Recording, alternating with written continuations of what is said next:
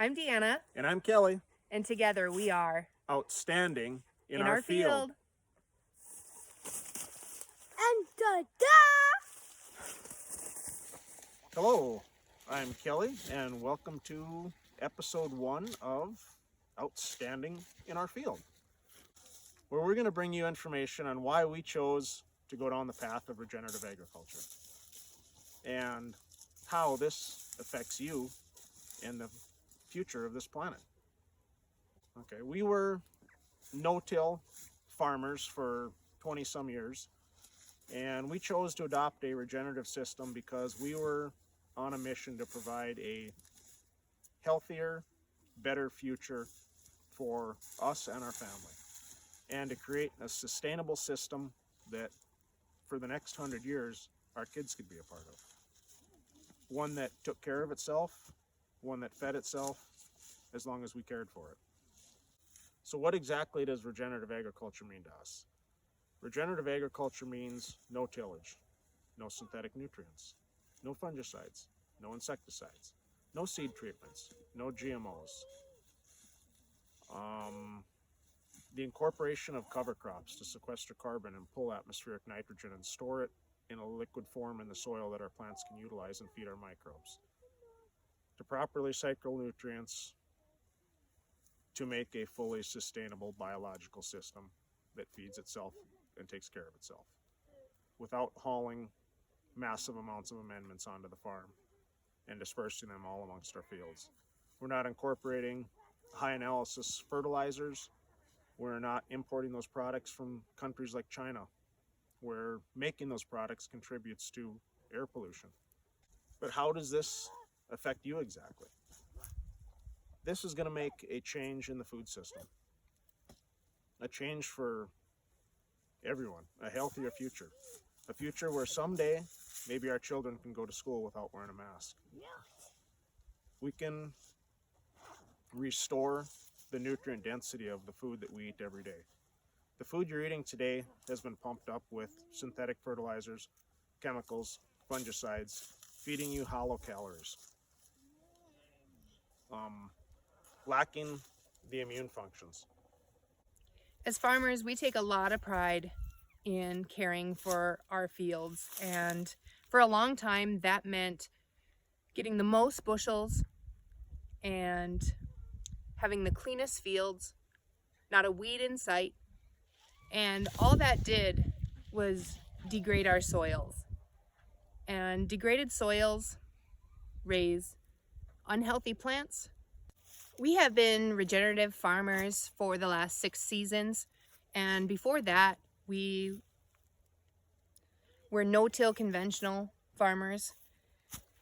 And why we're doing things differently is we want our farm to be here for another 100 years, for our kids to be able to farm it, and for their kids to be able to farm it. Regenerative agriculture is the only sustainable means of farming.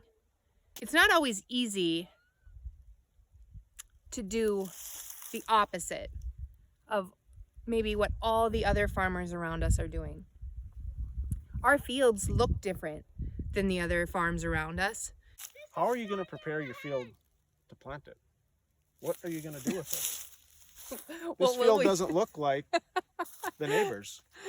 The neighbors have black worked fields that are all groomed one level and are smooth,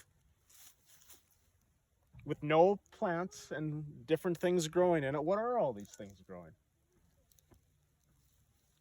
This is our cover crop. We believe in diversity on our farm. And one of the ways that we incorporate diversity on our farm is through cover cropping. And why we're doing it is because diversity is important. Plants of all species to feed a diversity of microorganisms underground, sequestering carbon from the sun. Right here we've got species that have winter killed, along with species of clover growing that are still growing as of today, that will be growing here next spring as we go into planting. So believe it or not, this field behind us is ready to plant. We'll drill right into this The standing safflower will catch snow over the winter on our hilltops and evenly distribute our snowfall so it doesn't blow off into our valleys and our lowlands. Why is that important? Well, so we can hold moisture. We're in the middle of a drought right now. And believe it or not, this cover crop growing did use moisture, but there's more moisture available for the plants because we've created soil armor, shade for the soil so the sun's not evaporating moisture and beating on our bare ground. We need to do something big to change the way food's brought to people all over the world. There's definitely something wrong with the nutrient content and nutrient density in our food. We've created a food supply that's dependent on pharmaceuticals, on high analysis fertilizers. It can't live without it.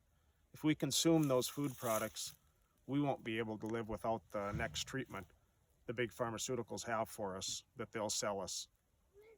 Just like right now, what are we going to do? Keep wearing masks and wait for the pharmaceutical company to come up with a cure, give us a shot in the arm that'll put us through till we become resistant to that strain, and they'll have the next big answer that they'll be willing to sell us.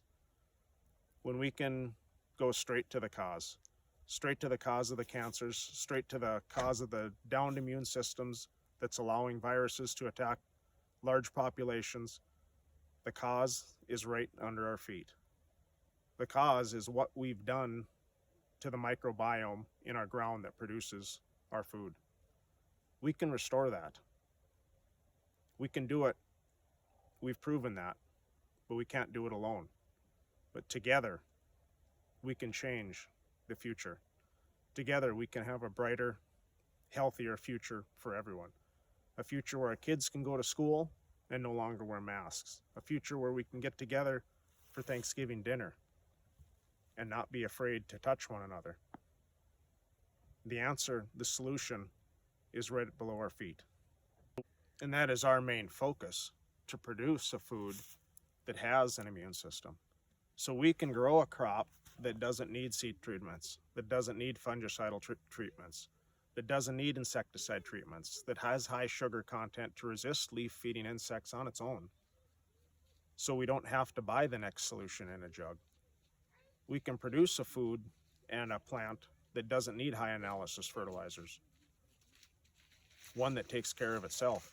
Now think if we have a plant that takes care of itself and can provide for itself and can fight off diseases for itself, and we eat the seeds of those plants pass those same microbial microbes to us through our gut microbiome, so we can have a healthier immune system. So those immunities, those plants that were bred into them, that they were born with, are passed on to us if we consume those plants. But if those plants aren't in the food supply chain, we don't have that option, and we're not consuming those.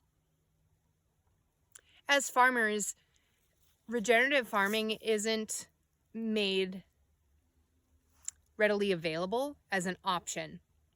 In farming, you hear of conventional farming, no-till farming, and organic farming.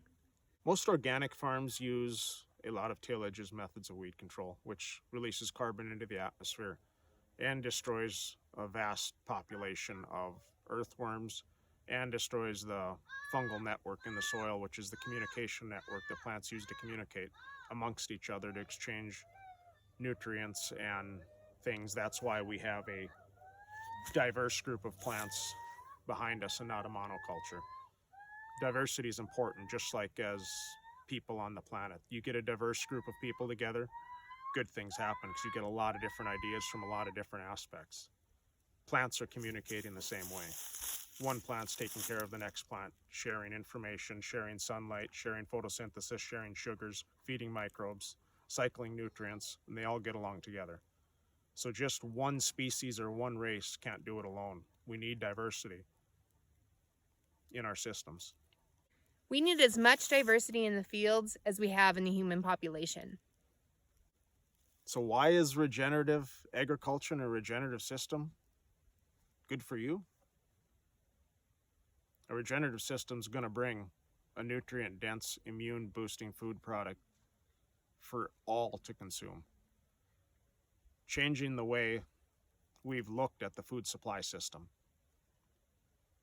Currently, and unfortunately, consumers don't have direct access to regenerative grown crops. We are trying to make a change in that area. Consumers don't know. Farmers don't know. If it tastes like food, smells like food, it must be good food, right? The answer is wrong. The nutrient density of that food is what's been in jeopardy. Good food isn't cheap. And cheap food isn't good.